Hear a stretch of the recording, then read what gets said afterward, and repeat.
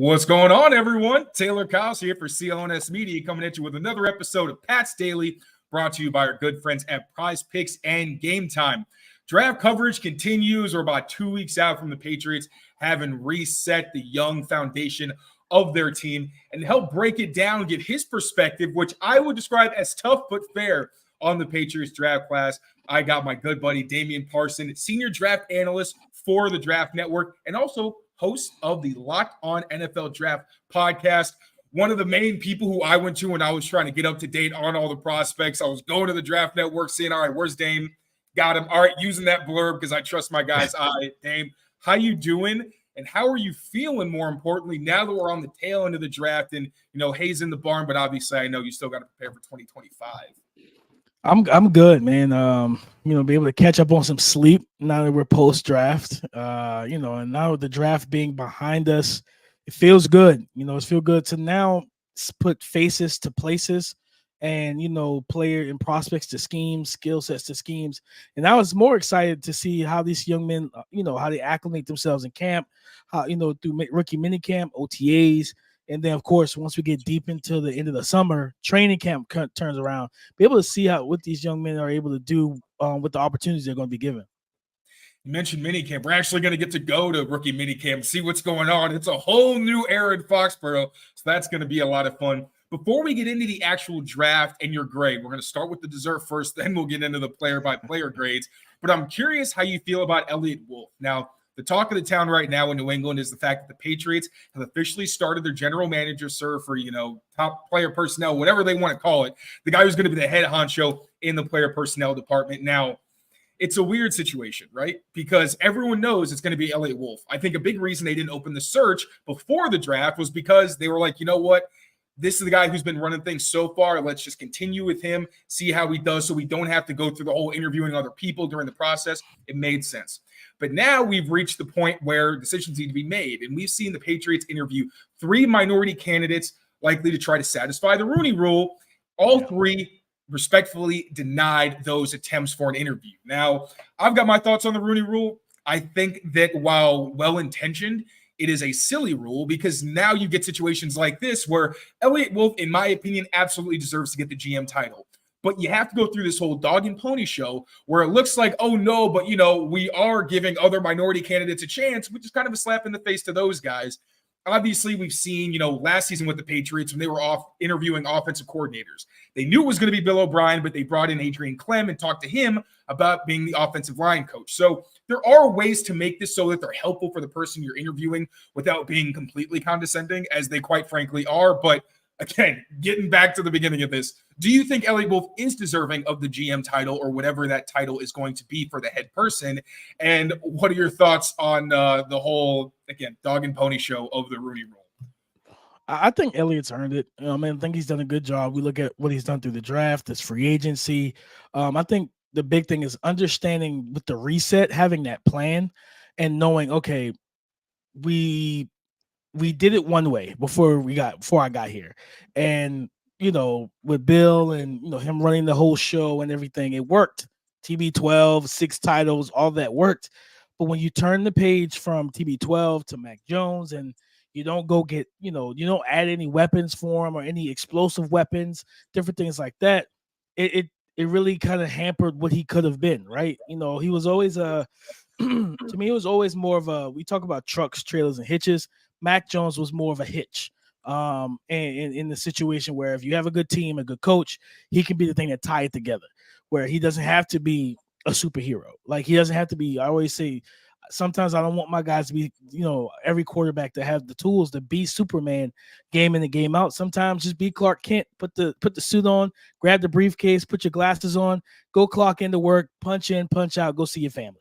I don't need you to save the whole entire world, right? So, but that's why I looked at with Mac, because Mac was a standard Clark Kent type of guy. Like he was just going to be Clark Kent, the game in and game out. But if you give him the pieces around him, he could have worked.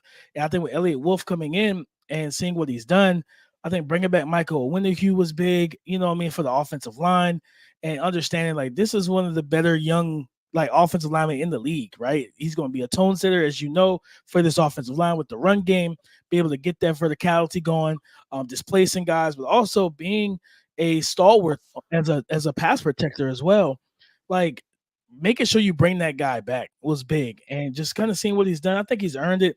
The Rooney Rule for me, like you said, well intentioned, but we understand that teams will do the dog and pony show, knowing that hey, I'm not going to pick a minority in that situation.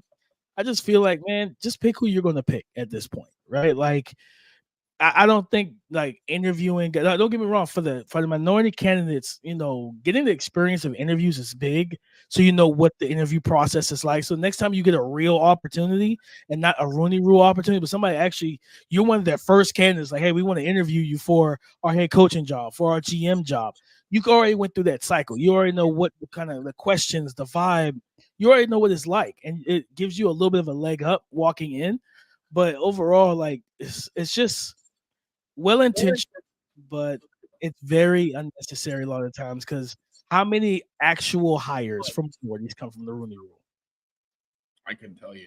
Not a whole lot that stand out, to be very honest. Not a lot where the numbers would not. The numbers wouldn't help them. The numbers would not help this rule stay intact. And I get it, like it's in the day and age. Yes, you want to give and be, as open and allow opportunities for everyone. You do. But at the same time, it's like, all right, what's the intent? Like, do you actually want to give out opportunities, or are you just doing this to pacify the masses so that there's not backlash? And that's what the Rooney Rule is to me.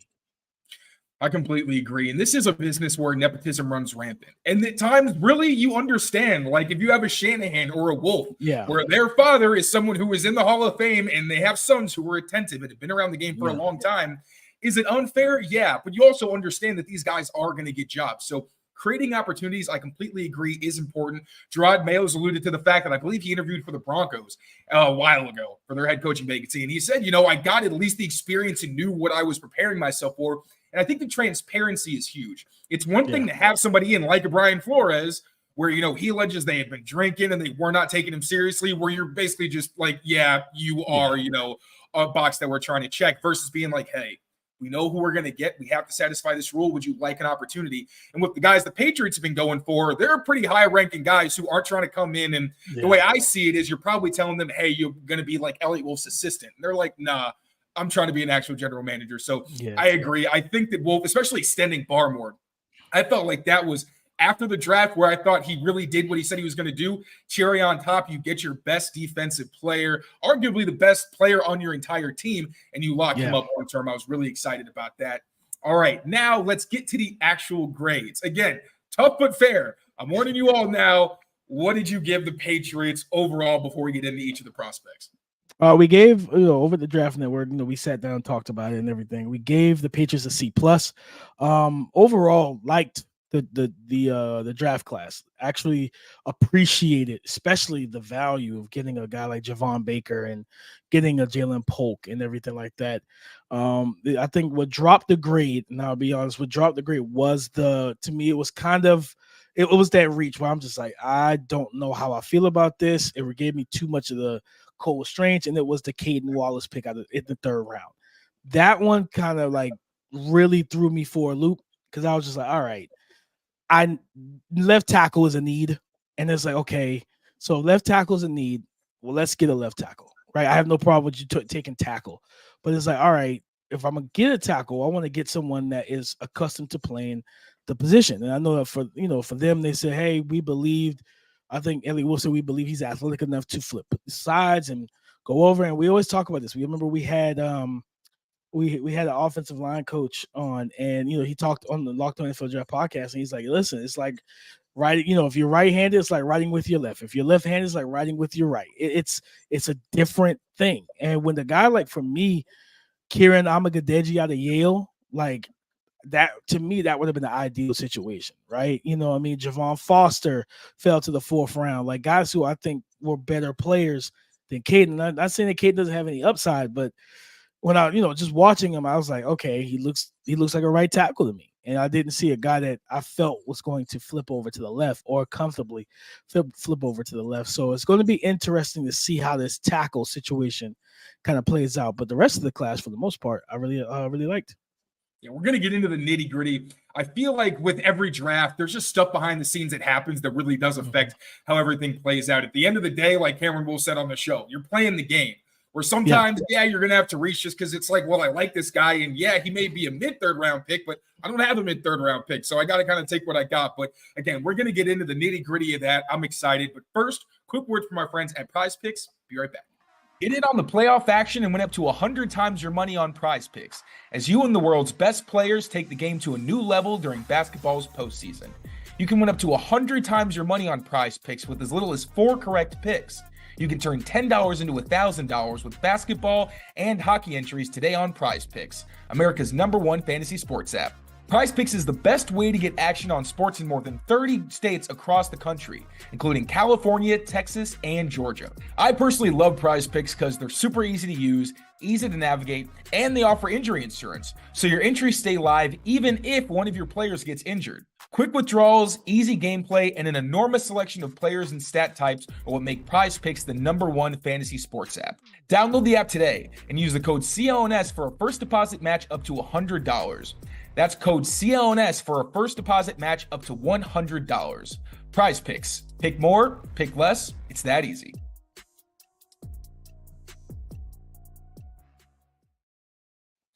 All right, now let's start with the most important position and the position that the Patriots drafted with the 3rd overall pick, Drake Maye. Now, this is a guy we had talked about well before the draft actually happened.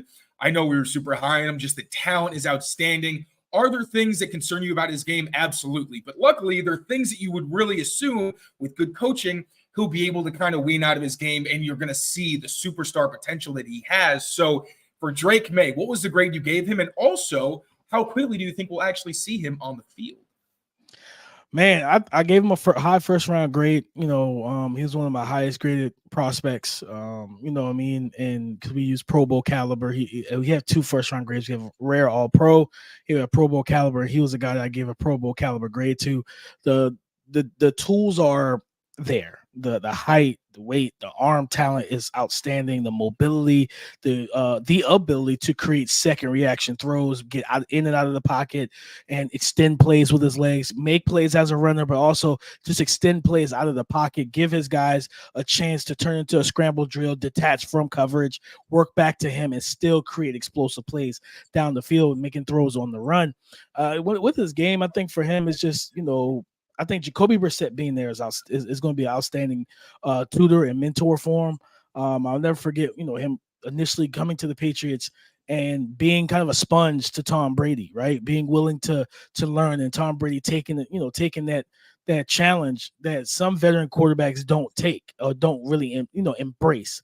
And, for Jacoby, he can still play. He can start for a good couple teams in the league and help them win. I think you put him in Cleveland with a winning roster, you make the playoffs with a Jacoby Brissett, in my opinion. So, you legit. So it's like, we saw what Joe Flacco was able to do in that offense, right? So I think with Jacoby Brissett, I think he plays most of the year because I don't think you're going to see like this isn't no disrespect to him. This isn't a Sam Darnold situation where you're going to just see like you're not expecting good football. I expect Jacoby Brissett to play good football and to make sure the offense stays ahead of the chains, checking in and out of run plays, different things like that. And those are the things that a rookie quarterback can learn from sitting and watching, right? When you watch the veteran walk to the line of scrimmage, identify dual high safeties, make a quick motion, make sure it's man-to-man or zone, the coverage indicators. Oh, nobody's moving, so or you're moving, but the safeties are staying the same. You're assuming and you're predicting it to be, too high a shell. Run, check to a run, get Ramondre Stevenson going, check in the box. Okay, it's a 7-man front. Say less. Let's get power football going and let's get the ball. Let's get 5 yards a pop here and force them to change the levers, force those safeties to walk down and add an extra defender in the box. Now let's give our receivers a chance against one-on-one coverage, against one-on-one opportunities. And a Drake Maye who didn't spend a lot of time under center in that, kind of Mac Brown, Phil Longo, air raid type of offense at North Carolina, be a great chance for him to just get under, watch, learn, get under center, get accustomed to it, get used to it, but also get used to the different terminologies, the things he needs to key on pre-snap from that position, getting comfortable, turning his back in play action to the defense, turning his head back around. And then I always say this, defensively, you want to pre-snap show a beach on Hawaii right? And then you want to show them like a landfill after after the snap. You want to show them some type of hell where it's just like they're thinking and not reacting. It's like that safety wasn't there before the snap of the ball. This guy's going somewhere else than I predicted. And now he's holding the ball. He's not making quick decisions. So I think with Drake, if we do see him, I think it'll probably be later in the season. I would say, after week 10 somewhere. It just depends on how the season goes. Because again, I think with the roster being well coached as I expect them to be, I think this is still a team that could be playing 500 football, into week 10, 11, and 12. And unless the bottom falls out and it's like, okay, well, let's go ahead and get Drake in the last 5 to 6 games, then great. But I think it's a situation where we could see him late in the season rather than early with Jacoby Brissett. And I think we talked about it. AVP being there, being a big stickler on footwork, I think that's a great situation for Drake Maye because his footwork has always been the thing. Keeping your upper body and lower body mirrored together, synchronized in one fluid motion, where sometimes his feet are pointing one direction, his body's turning and throwing the opposite. And that's when we get a lot of those spray throws, those high out routes, those ground balls like it's baseball, just kind of some of the ball placement issues when he's not fully aligned. But when he's aligned and ready to throw, and like JT O'Sullivan, shout out to QB School, love his work and just like studying and listening to him talk about dovetailing. When he's dovetailing and he's aligned, he can rip it and he can put it right where it needs to be through some of the tightest defensive windows, right to his receiver. I think it was maybe against Miami. He threw I think it was a post to Tez Walker, and it was right on the face. Yeah. I think a safety in the closing corner. And I was just like, Jesus, like that, the arm talent is there. So I think that, and then also, again, learning from Jacoby, right, in terms of not being the superhero. I don't need you to go out here and win this game by yourself. Like those are the tendencies that come with not playing on a loaded team, right? Where if he was at Alabama or if he was at, Ohio State, and I don't have to do everything. I could just make the right decisions and reads and check it down to the right guy and let them make the plays for me. But in North Carolina, he's had to be the guy, right? And he was the must-see TV aspect of it all. So I think that's where he can learn to see. Watch Jacoby just go out there, orchestrate the offense, right? You know what I mean? Like a band, like a conductor for a symphony. Like just make sure all the notes are right, make sure everybody's lined up, different things like that. Those minute details that you won't have as a rookie, sitting behind a guy like Jacoby Brissett, you can learn. One thing I think in my predictions of when Drake was going to play, because I do think if you're a team, like the measure of success for the season for the Patriots is how attractive they are to free agents in 2025.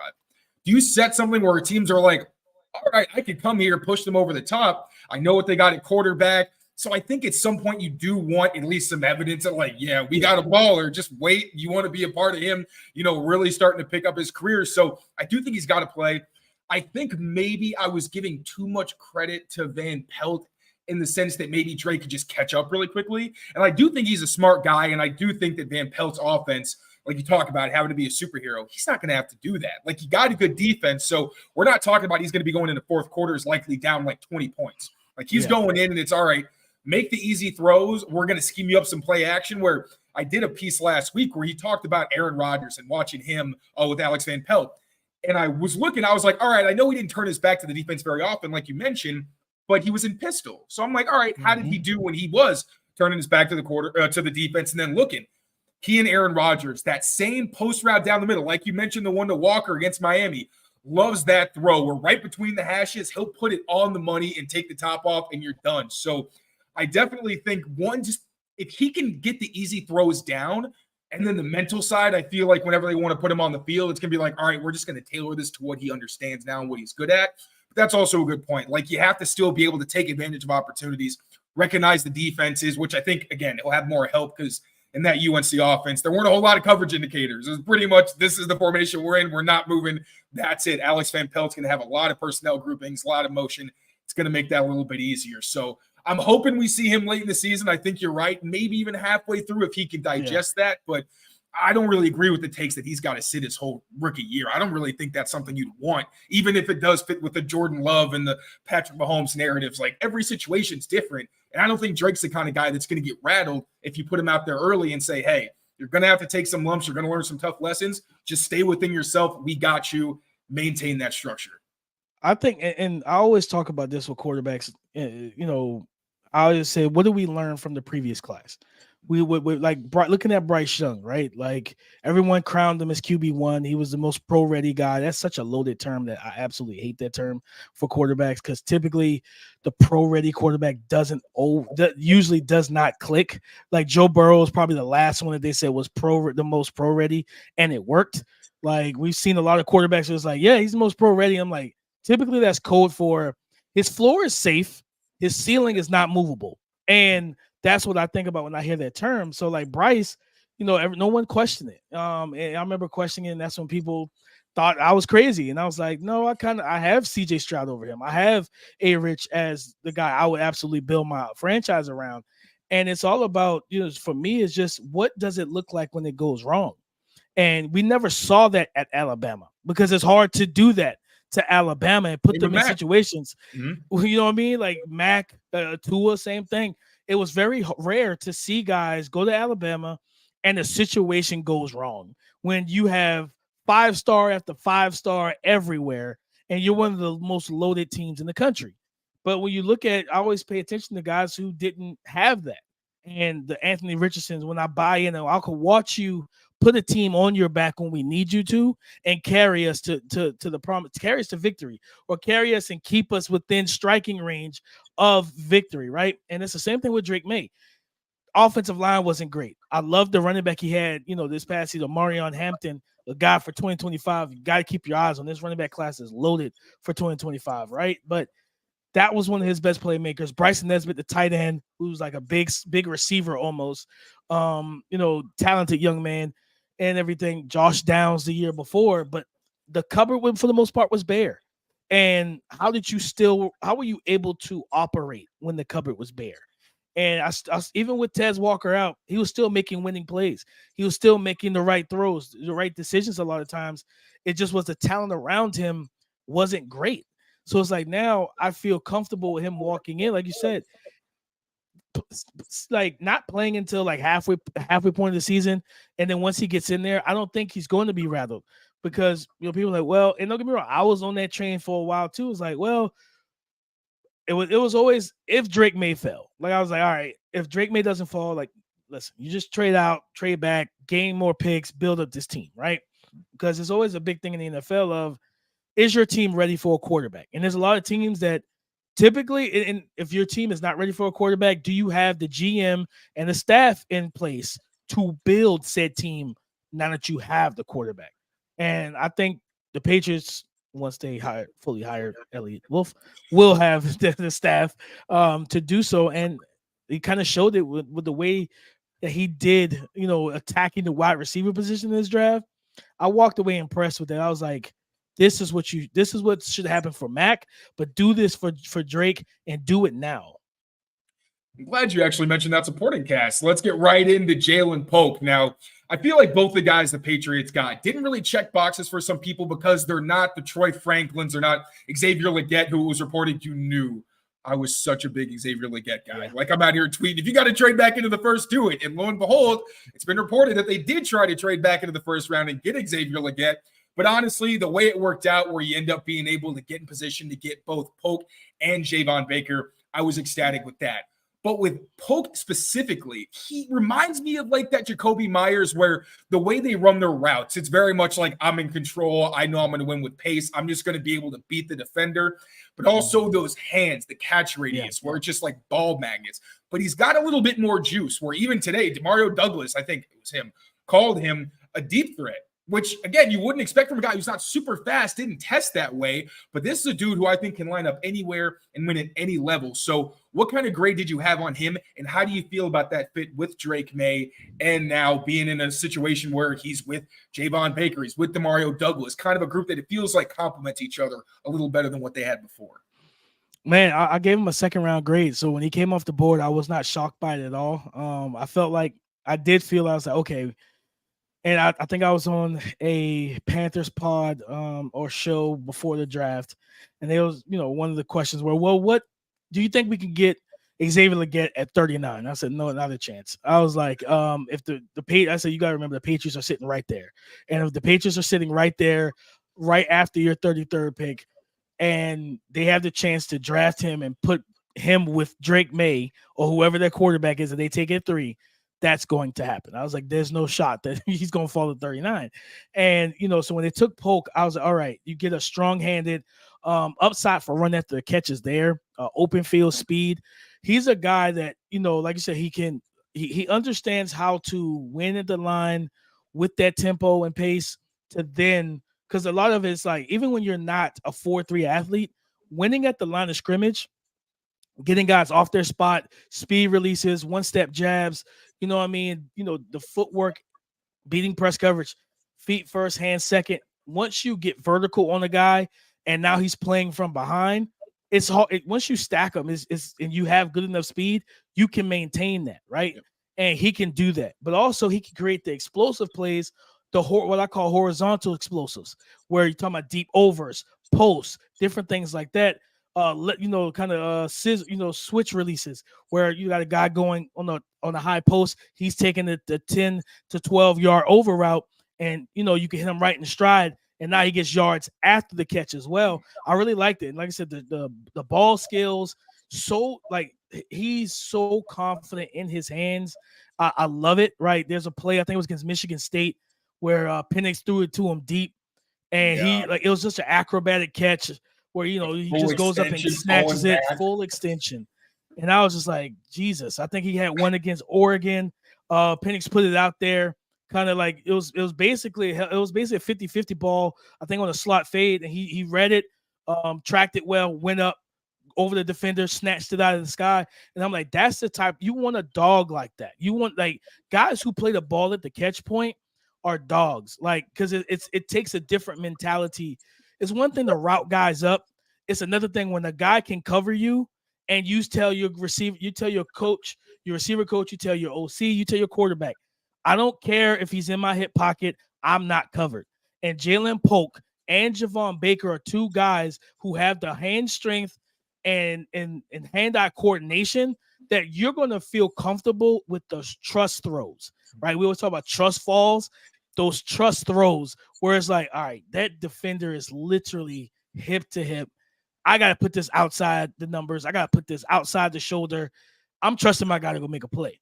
You're not doing it like, and I know there were some, I've seen a lot of people, there were some Patriot fans like, man, get the lad McConkey would have been great. Yeah, he's not making those plays. Like, he's going to separate. He's going to be that movement Z slot receiver for you, get open quickly, things of that nature. But what happens when you're facing a Kenny Moore in the AFC and he's hip to hip with you, and can I still throw the ball to you? Those guys can make those plays. That's where you got that verticality ability to him. And I just think giving Drake Maye those type of playmakers that he's going to be able to say, you know what, 40 yards on the field, Javon Baker, Jalen Polk, they're down the field one-on-one. I can trust them. I know I can get the ball to them, and I believe that they can take the ball from the defensive back. 100%. And I know for Patriots fans, you want guys who create separation. There hasn't been a whole lot of that in Foxborough. Yeah. I do think, especially Javon Baker, we'll get to him later, obviously. I think Polk could be that guy. He's just got some stuff he's got to work on. Obviously, everybody's still a work in progress. But like you said, this is the NFL, man. You're not getting separation all the time. That's just not how it works. And if it is one of those big plays where, Drake Maye will throw it to you 50 yards downfield on 4th and 4 like it did against Clemson, he doesn't care. If he trusts you, he'll give you an opportunity. So having those guys who can go up and be those ball winners, and even more than that, what I love with both of these receivers is the effort they give even when they're not necessarily the target receiver, whether it's run blocking. I saw there was a play with Javon Baker where his QB threw a bad interception. Baker stayed in and punched the ball out and got a breakup, where it's like literally a quarterback's best friend, where one, you're going to do the dirty work. I feel like one thing with Patriots receivers lately, outside of like Kendrick Bourne, Pop is different. He just isn't the right size. But I feel like blocking from the receivers just wasn't always up to snuff, where you're feeling like, I feel like you could have done more, and this could have been a bigger run, but you didn't like carve out the safety, or you didn't get that last final block. you will see Javon Baker. There's a play, I forget who it's against. I'm going back and forth on the receivers, but there's like 3 plays where he's sprinting downfield, trying to throw a block, trying to be there for his teammate. Jalen Polk against Michigan State, he's like digging out a linebacker, like completely loses his mind. Like, you talk about dogs. I love that, surrounding him with guys who want to get better, have that competitiveness. And that's one other theme that I could tell with this Patriots class was they wanted high character guys as well. So when you obviously those things are secondary to skill, when you get guys like Polk and like Baker who are really talented, that's just an exciting combination. But now we're going to get to something a little more realistic. We're going to settle down a bit because we're at Kaden Wallace. Now, to be fair, when looking at the second round, the run on tackle started with the one guy I thought they really should have gone after. It's Patrick Paul. Fortunately, goes to the Dolphins. But then when I factored in the fact after the draft that the Patriots are clearly prioritizing experience and age, they clearly want these guys who have enough time on the field where it's like, hey, I'm not teaching him a totally different language. I'm just trying to show him how you do this, like, you know, a different verbiage, let's say. So it's Patrick Paul, Blake Fisher, and Roger Rosengarten, 2 guys who were right tackles, but, you know, Rosengarten, because he was the blind side for Penix, probably could play either spot. Then Kingsley Suamataia, who I really like, but again, at the same time, he's so young. I think that factored into it. And then when you look at it, it's Kaden Wallace and Kieran Amegaji. Which guy do you like better? And again, I think they opted for experience. So with that in mind, what do you think about the Kaden Wallace pick? Why do you think he maybe can make the transition to left tackle? And what do you think is potentially in his way? Well, experience in that position, right? Like switching over, and because when you have a Olu Fashanu at left tackle, you don't have to worry about flipping sides. I think the run game is where he's going to be able to kind of step in, I think, immediately and make an impact. I think this is a team, regardless of who's at quarterback, they're going to try and run the ball early and often, set that tone. Like I said, get favorable matchups, favorable safety brackets, and different things of that nature.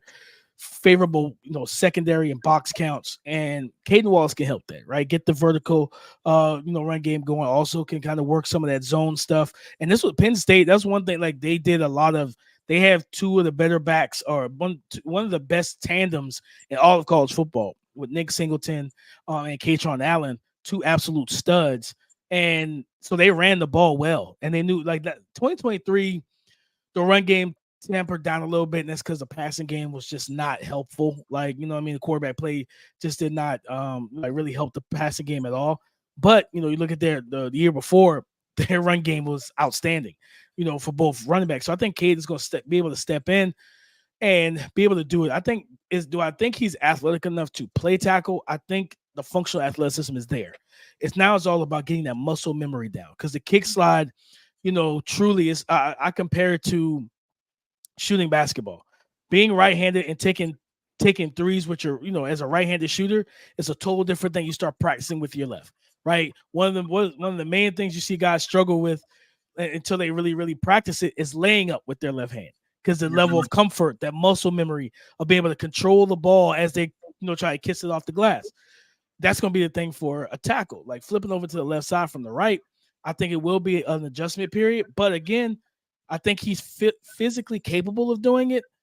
And the main thing is going to be getting the reps. And I think you do that now. If he's going to be your starting left tackle, you get him prepared right now from mini camp on forward. So I don't know too much about his coaching staff in terms of, does he have who's he working with in the offseason on his own and stuff like that. But again, having that plan and letting Kaden know, hey, when we start mini camp, you're left tackle.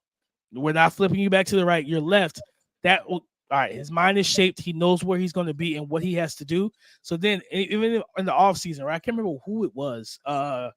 Offensive tackle, I think his wife was giving birth, and they put a video. He was in the hospital, kick sliding while she was laying on the bed. You know what I mean? That type of work where when you're out there, you're just in the house, what, I don't got anything to do. And you just start, just working on your kick style, getting that level of comfort, because what you have to deal with in your division, the Miami Dolphins, whenever they do get Jalen Phillip and Bradley Chubb back, they also drafted Chop Robinson. They drafted Muhammad Kamara, 2 explosive rushers. Matter of fact, Chop is his former teammate, right? So a guy that he's going to be used to, but now you're going to have to get used to him off the left side. So getting that muscle memory thing is going to be down, going to be big for him, getting that down. I think it'll be a trial by fire situation if they really want to start him at left tackle. If they don't see another option, but overall, I mean, looking at like his actual skill set and his physical build, everything else, 6'5", 315, 34-inch arms. You feel good about that, right? Like you feel good about the physical makeup. Now let's just get you comfortable to where by midseason or by the end of preseason, this is like a cakewalk for you. Like you're very comfortable kick sliding, jump setting, horizontal sets, whatever it is, 45-degree angle, whatever set you're going to use, compared to the set point of the drop of the quarterback, he's comfortable doing it because at the end, once those live bullets are flying, it's no more. You don't get a mulligan, right? We don't stop the play, rerun it. No, it's you just gave up a sack. We just lost 7 yards. Line back up and let's do it again, right? So, I think that's going to be the main thing for him. And I do think, obviously, when a guy gets drafted in the third round as a tackle, you're really expecting at some point he's probably going to play. They do have Tuso Okorafor, which is kind of nice. He doesn't have to rush out there, although I would expect in camp there's going to be some kind of rotation just to see, okay, how comfortable is he? Can we maybe play him? Because Chooks obviously has played left tackle but hasn't done it in the pros yet, so it's projection for him. This is really put up or shut up time immediately for the offensive coaching staff, where Elliot Wolf said we are going to be a draft and develop team. You got Scott Peters, you got Robert Kugler, two very highly respected coaches who have experience not just teaching the position, but also playing the position. So you're hoping that something kind of gets through and they can really get the best out of Kaden because the explosiveness is there. Like the dude tested very well. And like you said, I will say I've seen so many places where it's like they say he uses his length well. I personally feel like most of the significant contact that happens is not him. I feel like there's times where it feels like he's kind of reaching out, like trying to get like a grip on the guy, and he's already got his chest kind of taken over. But again, you also see there's a lot of lack of independent hand use, kind of like Cole Strange, where he's just kind of throwing both hands at guys, and that puts you at a disadvantage. But if you can get him to the point where he's more confident because he's got the experience, he's a patient guy, you can tell he's played a lot of football. So if he can work, one of those hands at a time, maybe start getting in other guys' heads, make it harder for them when they punch, that's where I feel like, okay, this transition will be fine. Because like you said, it's really technique. I think athletically he'll be okay. Yeah. Because he tested really well. He's got it. But, it's the part that you can't project, which is how quickly is he going to catch on to what he's being taught. He's going to have to work on that jab. I always talk about, from an offensive line, defensive line situation, it's like boxing, right? And when you have 34-inch arms, you got the reach advantage, right?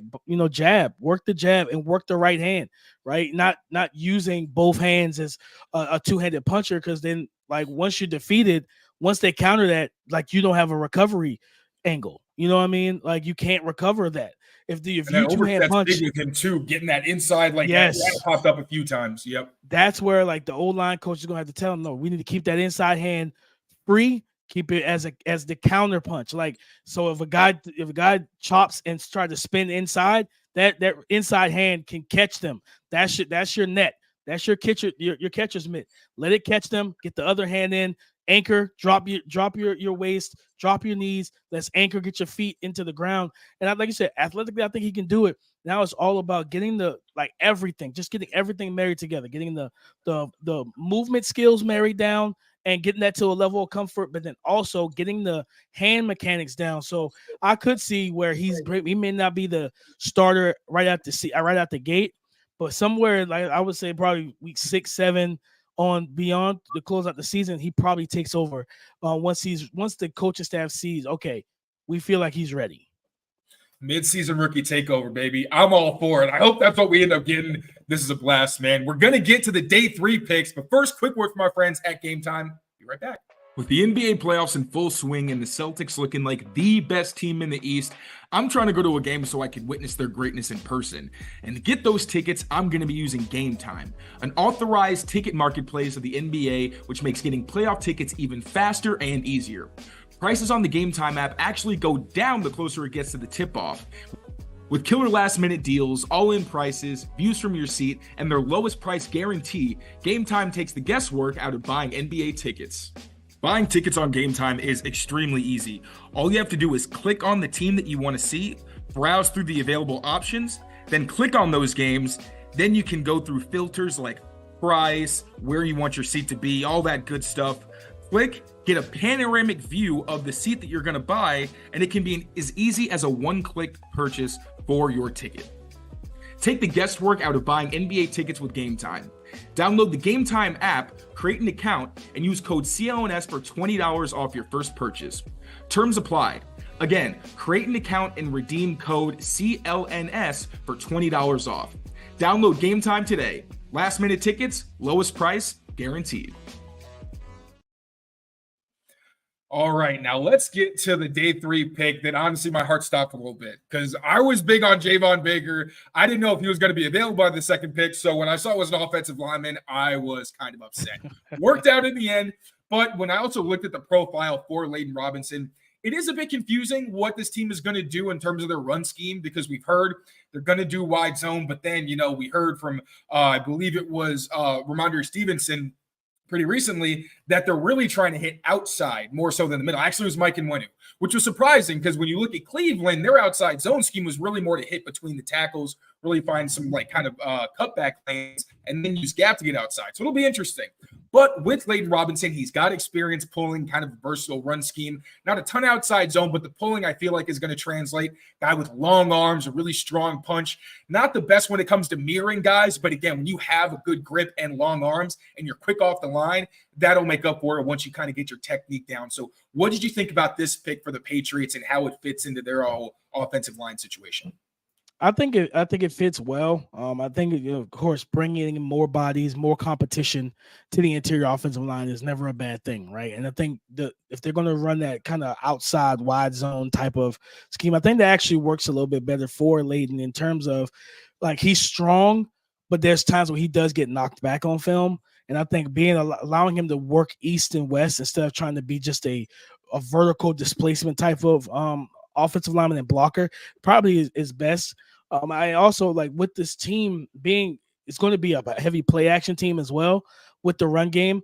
It also helps kind of mitigate some of his foot quickness in terms of lateral agility. We're trying to mirror guys at times where you sell that run action and he knows, okay, it's play action. I know I can get to my spot, get my hands on the guy, drop my anchor, and go ahead and make sure this is a secure pocket from my perspective. And I think he'll be able to do that. I think he's going to be able to come in and battle. Being in the SEC, seeing some of those strong, physical interior defensive linemen that he had to play against throughout his career, I think he's going to be prepared for the challenge. And again, just getting more talent and more depth in the interior offensive line room is never a bad thing.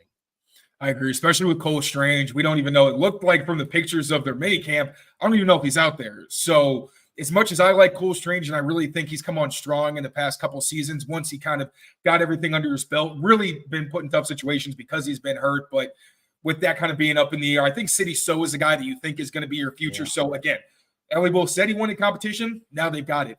Did you have him as a 4th-round value? Did you think that was a good spot where they took him, or did you feel like maybe it was a little rich? No, I think 4th round was fine, right? It's day 3, 1st round on day 3. I didn't have a problem with that pick at all. If it was 3rd round, I'd probably be like, that's a little bit too rich for me. But I do think that 4th round was a good value for him. I agree, especially if it's a guy who can contribute pretty quickly. Alex Van Pelt loves his heavy set. So whether it's Kaden Wallace or Laden Robinson, somebody's playing some tight end. But I agree. I think the Patriots did a really bang-up job in the 4th round. Speaking of which, my favorite non-Drake Maye pick in this draft, Javon Baker. Now, I have said I think he's got some low-end wide receiver 1 potential. If it was just the skill set, maybe I wouldn't go that far. I'd probably just say he's a high-end wide receiver 2. But really watching the videos, how hard this dude trains, not just works out, but trains, preventative stuff, making sure he gets his body treated. He's got a YouTube channel. If you haven't seen it, highly recommend. Gives you a little insight. But then as soon as we get to see him, the dude says he wants to kill whoever's across from him. It was so bad that Patriots PR took that out of the transcript and they took it out of the video, saying he's going to make people in wheelchairs stand up. And obviously the video we both quote tweeted where he's saying, there's not 10 receivers better than me. You must be out in mind. I'm really excited to see what this guy does in that wide receiver room, what he brings in terms of mentality. So I could go on about Javon Baker forever, but from your perspective, what did you think about this fit? And again, the scheme fit with Drake Maye and Jalen Polk. I loved it. This was one of my favorite picks in the entire draft because I did not believe he was a 4th round pick. I felt like he should have. I graded him around 3rd round. I think mid to high 3rd round, day 2 for sure. And I was just like, I agree with him. I don't think there's 10 receivers better than him. And we showed on film the route running. It's the hands of just how arrogant they are. Like his ability to just climb the ladder, snatch the ball with so much confidence, and he has that killer instinct, right? To where you just look at him and you see, even when he makes plays, like he still has that same like look, like I want more, like this isn't enough, right? What was it? The Kobe Bryant press conference. It was like, Kobe, why aren't you happy? Why aren't you smiling? You're up 2-0. And he's like, is the job done? The job's not done yet, right? And that's how I look at Javon Baker, where he just has that killer instinct, that dog, where I can't wait to hear your reports and the rest of the staff. Those one-on-ones at camp, I can't wait to hear how he handles, going up against the Alex Austins and the Christian Gonzalez's that's on this roster, and how he battles with those guys, because he's physical, he's tough, and like I said, watching him in person, and watching the route running on tape, I said, okay, this young man has some stuff to him. And he's got open field speed. He can pull away from defenses. He gives you run after the catch ability as well. He can work in the quick game. You think about a guy, 3rd and 4, isolate route, that quick slant from Drake Maye or Jacoby, one-on-one. Can you win? That I always call bucket getters, right? We're watching the NBA playoffs, and the Timberwolves have a guard and Anthony Edwards. That's a bucket getter. Like, okay, we need to stop the momentum, slow it down. This is a gotta-have-it bucket. Who are you giving the ball to? It's not Karl Anthony Towns. It's not Mike Conley. It's Anthony Edwards. Javon Baker has that type of mentality and skill set, in my opinion. And I do think that I know a lot of people say, well, draft capital-wise, Jalen Polk went in the 2nd round. He should, if anybody's going to be wide receiver 1, it's got to be him. That's not the case for me, because the draft capital only matters on draft night. Once we get to camp and guys start playing, and those two guys work out together, they have the same, wide receiver trainer. Shout out to Steph Brown, my guy. Like, you know what I mean? They work out together and get better together. So they already know each other, right? So they're going to come in there, push one another. But I just look at Javon Baker, man.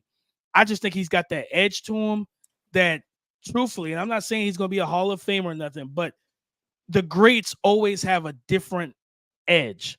And he has that kind of edge to me, to where I think you give him the opportunities to go out there and produce, he's going to do it, and he's going to take every opportunity, every chance to make sure he makes the most of it. I think he has a full skill set to be a wide receiver 1 in the NFL. I love that you brought up Kobe and how he just got that different mentality. Remember the Kobe documentary where he talked about how he would go to tournaments when he was a kid and everyone's using their dominant hand and he's using his left, and they're like, why are you playing with your left hand? He's like, because I'm getting better. Like everybody else leans on their strengths at the highest level of competition. I want to see how I'm better. And then when Javon Baker went on Steve Smith's show and he was asking him like, oh, who's the best receiver DB you went up against who really showed you got to watch the film? He was talking about Pat Surtain.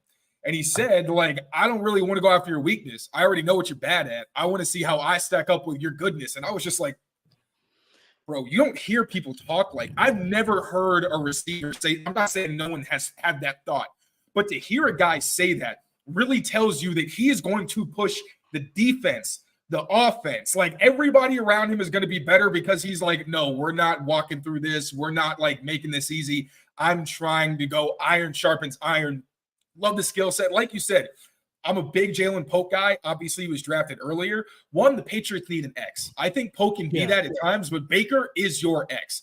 And like you said, when you really need a play, I know there's so many like hilarious plays where Javon Baker, like, doesn't catch it. He bobbles it up and then he gets picked off, where it's like Drake Maye, where they don't mess up a ton, but when they do, it really sticks in your head because it's like, that looked terrible. But when you actually watch their full games, you're like, nah. I mean, Drake's a little different because the accuracy, but in terms of like the big mistakes, you're like, he doesn't really make a whole lot of big mistakes. I've seen critiques about he's slow in his routes, and I'm like, well, if you look at when he's like slow playing guys off the line, it's play action. Like he knows he's got that extra tick. So I'm curious if you can maybe talk me down a little bit with some of the limitations he has, because I feel like some of the route running critiques, and some of this from Steve Smith, I'm not an expert or anything, but I don't necessarily see it. Maybe he could cut down at times and be more efficient. I feel like that just comes with playing in the NFL. And I also understand that in terms of the explosiveness, he reminds me of Diggs, where like he's not really going to run past you and win vertically like that, but he is fast enough where with the routes and that short area burst, and like you said, once you stack a guy, you're gone. I think he has that, but again, maybe talk me down a little bit, and what should fans expect to see from Javon Baker early on? I just think, you're going to have – there's some – like I think the underneath routes sometimes, make sure you complete those and getting to the spot, on time consistently. Those are some things that I kind of saw from him. I do think that – and I don't really think he needs to start faster. I think he just uses he's very tempoed. Like, and I love that from a guy that understands how to use variety and variance of tempos, right? Like, because if you're explosive off the ball every single time from a defensive back standpoint, I know I just need a quick jam, slow that down, get hip to hip, squeeze you to the sideline, turn, look for the ball, and that's the rep. But when you can kind of give me different variances of quickness, speed, patience, force a guy like defensive backs, especially in press man coverage, they want to be physical. They want to get hands on.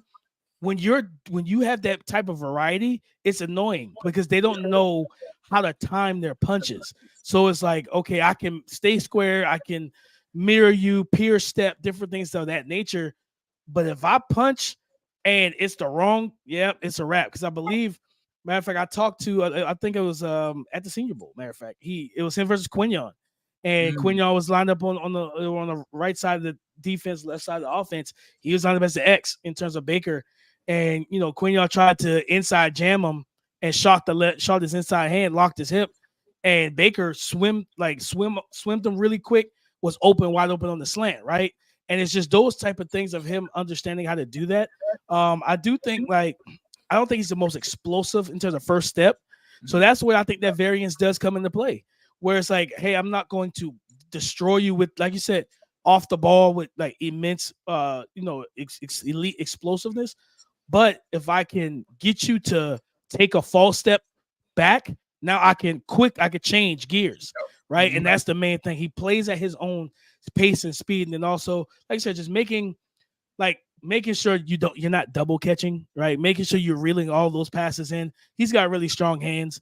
He's really confident in them. But I think there's some concentration things at times. So just kind of cleaning that up, making sure you're looking the ball in, reeling it in. Do not think ahead, right? Be anxious of nothing. Do not think ahead.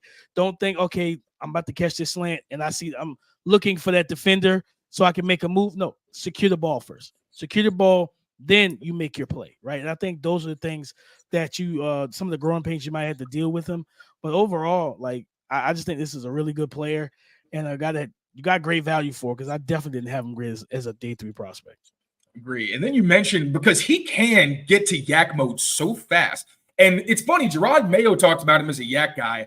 I don't think that's his bread and butter, but you do see where he'll catch it, immediately is thinking about becoming a runner, the way that he can the throws where they'll hit him in the flat and someone's got him dead to rights. He eats the contact, then throws a guy to the ground.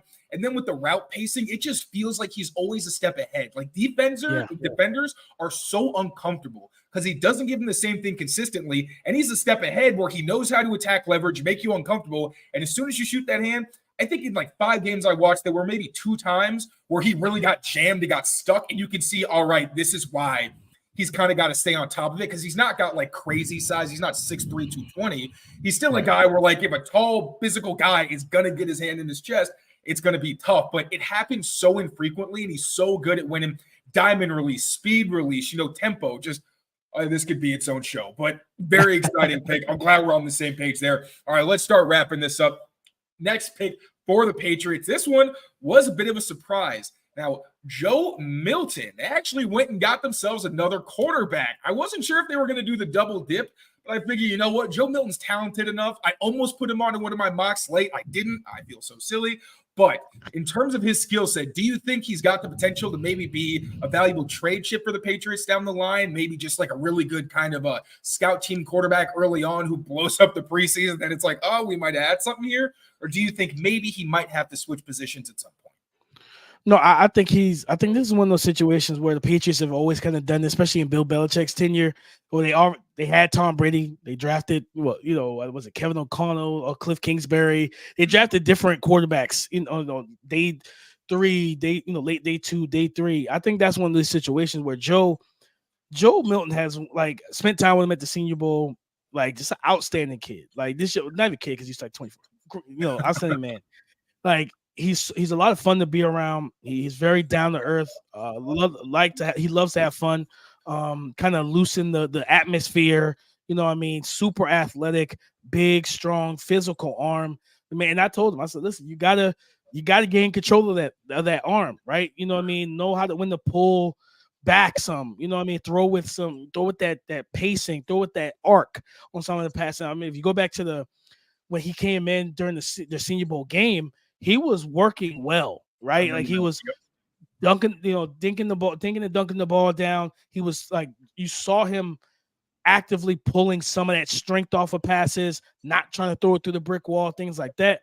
And then he had some of the, trying to make the hero ball play, stuff like that, got himself in some trouble. But I think this is a guy that you think about watching him in the preseason, and he goes out there and handles business.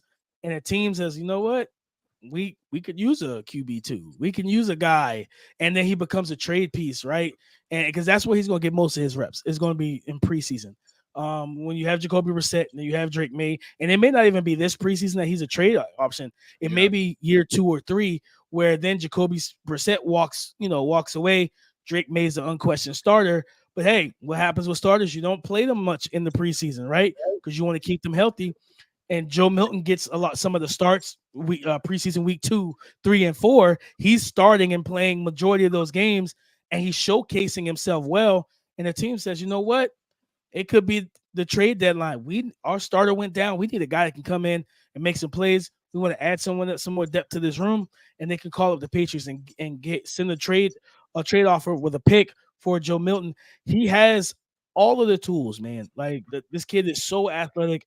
The size is there. It's just all about him consistently, just playing within the offense, but also making the right reads and then throwing with that.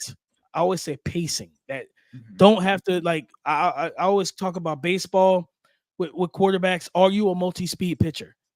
Understanding when to throw the curve, when to throw the slider, when to throw the changeup, and then also when to throw the fastball. Everything can't be 100-mile-per-hour heat seeker. And as he's I think also with Alex Van Pelt, I think that's going to be a good thing for him to be able to sit back and also Jacoby Brissett. He can learn from a Jacoby and understand, because Jacoby came in with a rocket arm himself out of North Carolina State, right? Big, strong, mobile young man that came in, understanding and listening to a guy who's done it. Hey, tone it down, pull that back. You don't have to rocket this thing in there. Load that back foot. Don't overstride. Don't put too much into your torque. To pull some of that steam off, right? Deep ball. Get that arc going. You know what I mean? Anticipate that deep route a little bit better to where you can kind of just flick the wrist, leave it out there, and let your receiver run underneath it. I think that's an opportunity for him to learn from AVP and from Jacoby Brissett. Arm strength and vibes in the Patriots quarterback room did a full 180 this offseason.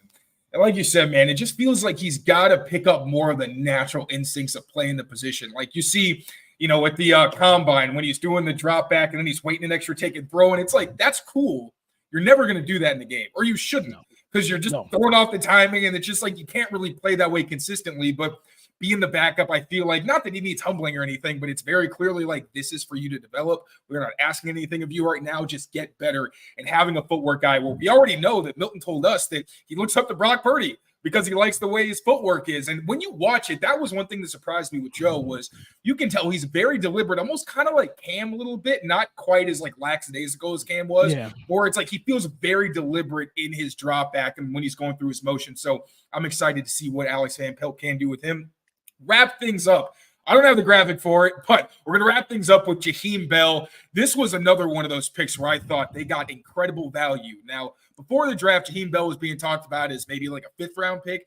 I didn't love that because I feel like people confuse his versatility with the fact that, no, you're really scheming around him and you're trying to put him in positions where he can succeed versus being like, oh, we can put him a receiver, running back, we can do whatever we want. Like, he's not Hernandez. He's his own kind of guy, but he does give you some toughness after the catch where he's not really elusive, but if you don't bring your all when you're tackling him, he's going to run through you. And he flashed some downfield prowess, and then the effort as a blocker's there. I didn't love what I saw in his blocking tape, to be totally honest. That's why I hate the use check comparisons. They shouldn't be made, period, for fullbacks, because I always say this, Debo and use check, people love to compare other players to them. They are one of one. But I do see where it's like, all right, maybe a Harrison Bryant type role where he's a fullback, he's a wing, and you kind of move him around. So what do you think of the Jaheim Bell pick? And how do you think a clever offensive coordinator like Alex Van Pelt is going to maximize his strengths? Man, I mean, with his athleticism, his route running, I think he started the Senior Bowl off a little slow, had some drops. But by that 3rd day of practice, like, he was uncoverable. You know what I mean? One-on-ones against safeties, against nickels, against linebackers. It didn't really matter. He was going to cook those guys. Footwork, quickness out of the break. And then once you saw that confidence really build for him, he started talking. He started like letting the defense hear it. Like, yeah, no, like I'm, and you see that kind of attitude with him. And I'm, watching at South Carolina, they definitely ran the ball with him.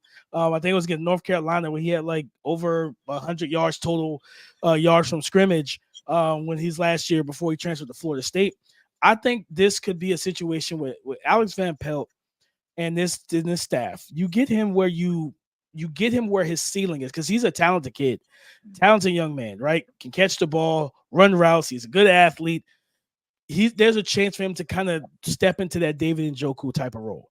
Like, you got to get him there, but the skill set's there. He is a willing blocker. He can play on the ball tight end, as the end line. He can't play that H back. You can line him up in the backfield and use him as that kind of coverage indicator, right? Where it's like, all right, we're in empty, but we got him in the backfield, and you motion him out and you get him against a linebacker, and he works the quick game, right? You know what I mean? You think about the stick nod routes. You think about quick pivots and whip routes against linebackers, where then after the catch, he makes it difficult for corners and safeties to make tackles because he is strong. He is powerful in open field, and he does not mind getting physical with anyone. So I do think that that there's a high ceiling for this pick. Now we just got to see, how he handles camp. I think he's going to come in and work hard. And if he does what he needs to do, and this coaching staff sees that developmental arc and path for him, that he could be somebody. You look at year 2, because Hunter Henry's still there. It's like, all right, we're heading into training camp next year. Like, he's had a good camp. He had a good offseason. He's a guy to watch out for. And I honestly think he's going to contribute pretty fast. Like I mentioned, how I was watching the tape of Aaron Rodgers and Alex Van Pelt's offense, and you look at a lot of their outside zone fakes. Pretty common theme is a fullback in the backfield. Now, Austin Hooper is not really that guy. They don't have anybody on the roster other than Jaheim Bell. So I feel like the ability to do that, then if he can handle that, well, you put some more on his plate. You start flexing him out, use him as more of a versatile weapon just to play to his strength. So I'm excited about that. I think I can be forgiven for this. I did miss one pick because this was a very offensive heavy draft. So foolish of me, I forgot Marcellas Dial, the one defensive player they did end up getting, the cornerback, but he's being touted as somebody who could play anywhere on the field. So this is the last pick that we will be talking about, Dame. What did you think of Marcellas Dial, a guy that the Patriots said they weren't even sure they were going to be able to get him, so they sounded really excited when they were able to lock that pick in late on day 3. No, he had some good tape. I graded him, believe it was a 6th round. Good athlete, could play that kind of off coverage, cover 3 style, but he can be physical and aggressive. And when he gets up to the line of scrimmage, like, his ability to reroute guys is good. So it's going to be interesting because, like, adding him to this, like, pretty good, cornerback group is going to be a nice little fit for him I think this is a guy that you can get to play, special teams, work as a gun with his speed. You want him as a gunner, working on like punt and kickoff and different things like that. And then just kind of working his way into the secondary, to get on the field. But to me, he's an outside corner that can play both press man and cover 3. I liked him. I was like, okay, there's some stuff here that you can there's definitely a path for him to be a starter. How much of an impact player is he going to be? Is he going to be a top 10 corner? Probably not. But this is a guy that could be a good depth piece for your cornerback room, 100%. Yeah, one thing that stood out was he had a ton of breakups. So it's like, all right, this guy is in position. He can make plays on the ball. Not a lot of interceptions, though. He had one season with 3, and then the rest of his career, he didn't have any. So if I remember correctly, that was one of the things I hit him on was like he plays the ball very well at the catch point, but it's like I wanted him to turn and look and locate the ball down the field in coverage because like he'll be in position, but it's like turn and find it. So then you can turn those PBUs into INTs because he will do that down the field. He knows how to close off space and get hip to hip, beat chest to chest. Now let's just turn for the ball. He's a guy that kind of down the field is where you see he's face guarding, he's just watching the receiver, and then when the receiver goes to make a play for the ball, he fights, he rakes through the hands, he punches through the pocket, he does all of the normal technical things you want. Now it's just pan back, you read his eyes, you see the eyes get big, you see that ball coming, look for it and go make a play on it. And I think that's where if he starts doing that, he can make the field, he can get on the field a little bit earlier. And wasn't that a critique in Christian Gonzalez's game when he was younger? It was like his last year in college, he got better, but before then it was like, this guy's not getting any picks. He's always there, but he's not stealing anything. Correct. Yep. It was that. And a lot of times it's kind of a coaching point. Like guys are comfortable being in close proximity to the receiver and just playing for the pass breakup. But it's like when you start coaching it up, it's like, hey, no, listen, turn around, like turn and look for the ball. They start working on that on those specific things with drills and different things like that. And next thing you know, a guy starts looking for the ball. It's like, oh, I'm in position. I'm athletic. Let's go up. Let's go make a play. Let's play above the rim. Let's beat him to the alley-oop, and let's go ahead and take this ball away. And Mike Pellegrino, we trust, baby. That's going to be exciting competition. You got him. You got Alex Sauce, Isaiah Bolden, some really talented young guys. That'll be a fun one to watch. Speaking of fun, Dame, great time as always, brother. Always have a blast talking ball with you. Thank you for your time. I know I'll press a little bit, but let me get you out of here. Let the people know where they can find you and what excellent stuff you got coming down the pipeline we should be looking out for. Of course, over at the Draft Network, scouting reports, all that good stuff, man. We have great, all our grades from the 2024 NFL Draft are up on the YouTube channel. So please go to the Draft Network on YouTube, subscribe, hit the bell notification, watch those videos, to know not just the Patriots, but hey, see what we graded the Dolphins, the Bills, and the Jets for their draft picks. So you kind of know why we feel the way we feel and everything like that. Of course, 5 days a week, Locked On NFL Draft. You can find it on Apple Podcasts, Spotify, any of your audio podcast listens. And now also I am my guy EJ Eugene Holt and Daniel Harms. We are collabing over at Scouting Room, my personal YouTube channel, where we're going to be doing a lot of NFL breakdowns, college football breakdowns, film stuff, hot topic discussions, all of that this off season going into the 2024 NFL and college football season. So definitely go to the Scouting Room on YouTube. Hit and subscribe, hit the bell notification. I think we actually are supposed to be recording this Friday, me and Dan, going over some of the big takeaways from the NFL schedule release. So yeah, go tap into that. I can't wait. 2 of my dogs, man. I'm fired up for that one. Thank you again, brother, for joining. I appreciate you as always. And thank you all for watching as always. Now take care of yourselves. Take care of each other. We will see you next time. Peace, y'all.